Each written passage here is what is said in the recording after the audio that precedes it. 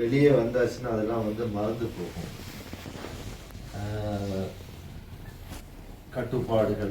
கட்டுப்பாடுகள் இல்லாமல் இருப்பாங்க.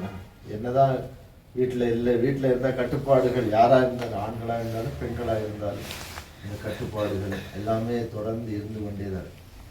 அப்போ அதிலிருந்து ஒரு தற்காலிக விடுதலை அப்படின்றது ஒரு ஒரு மகிழ்ச்சியான தருணத்தை நமக்கு கொடுக்கும். ஒரு 2 நாள் அதெல்லாம் மறந்து நண்பர்களோடு இருப்பது, தோழர்களோடு இருப்பது அப்படின்றது ஒரு விதமான ஒரு புத்துணர்ச்சியை நமக்கு தரும். அது வந்து நான் சொல்லலை, பல உளவியல் நிபுணர்கள் அதை சொல்றாங்க. நீங்க இதை முடிச்சுட்டு போகும்போது உங்களுக்கு வந்து உங்களை மத்தியில வந்து ஏற்பட்டு இருக்கக்கூடிய அந்த இது வந்து அது வந்து சாதாரண விஷயமே அல்ல அப்படின்னு நம்ம புரிஞ்சுக்கணும். எனவே பல பேர் நம்ம இதிலே சொல்லுவாங்க, எதுக்கு வாங்க அங்கங்கே கொண்டு போய் வச்சு நடத்திட்டு இருக்காங்க அப்படின்னா. நான் சொல்லுவேன், அதில் வந்து பல வந்து போகிறது எல்லாம் சிரமம் கஷ்டம் எல்லாம் இருந்தாலும் அதில் வந்து ஒரு புது வகையான ஒரு நட்பும் புது வகையான ஒரு உறவும் நமக்குள்ள உருவாக்கும். அது வந்து உண்மையிலே அது கிளை எண் 5 தோழர்களை பாராட்டணும். அதுலேயே ஆஃபீஸ் பேரஸை பாராட்டணும் அப்படின்னா நம்ம எப்பவுமே இண்டிவிஜுவல்ஸை பாராட்டுறது, பிரவீனை பாராட்டணும்.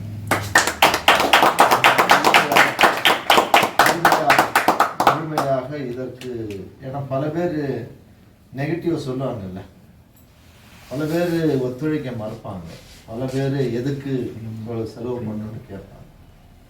ஆனால் இதில் இருக்கக்கூடிய அந்த உளவியல் ரீதியான இது தெரிஞ்சுக்க மாட்டாங்க. அதனால உண்மையிலே பிரவீனா பாராட்டணும். அதுக்கு ஒத்துழைத்த இந்த 2 ஆஃபீஸ் பேரஸ் ப்ளஸ் நீங்கள் அதோட மட்டும் 6 கிளைகள்லேருந்து இங்கே இருக்காங்க. அப்போ எங்க இவர் குபேந்திரன்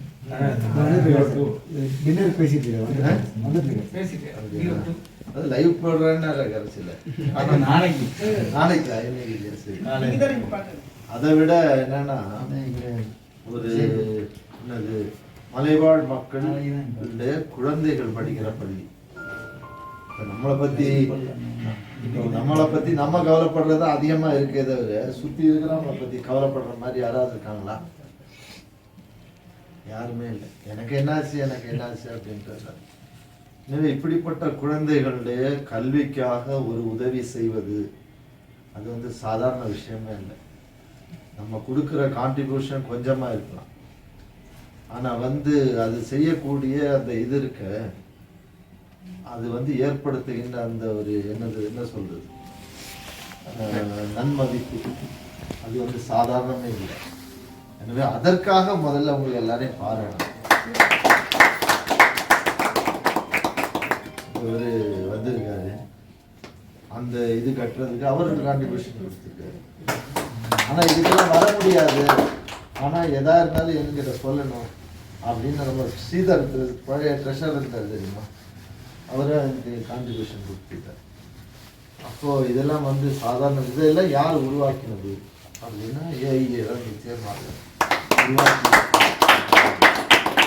அதற்காக முதல்ல கிளையன் தோழர்களுக்கு பாராட்டுகளை தெரிவித்து. ஆனா இதெல்லாம் நம்ம செய்யும்போது மிகப்பெரிய ஒரு சவால் நம்ம முன்னாடி இன்னைக்கு இருக்கு. அதை நம்ம மறந்துடக்கூடாது. நம்ம போய் இப்ப சாப்பிட்றது ஒரு பெரிய சவால் தான், ஏன்னா அதுக்காக தானே வாழ்க்கை. எனவே அது சவால் இருக்கு. அப்போ என்ன சவால் அப்படின்னா, இப்போ நமக்கு வந்து நேற்றுக்கு நீங்க எல்லாம் பார்த்துருப்பீங்க, PLLI வந்து சுற்றறிக்கை வெளியிட்டுங்க. எவ்வளோ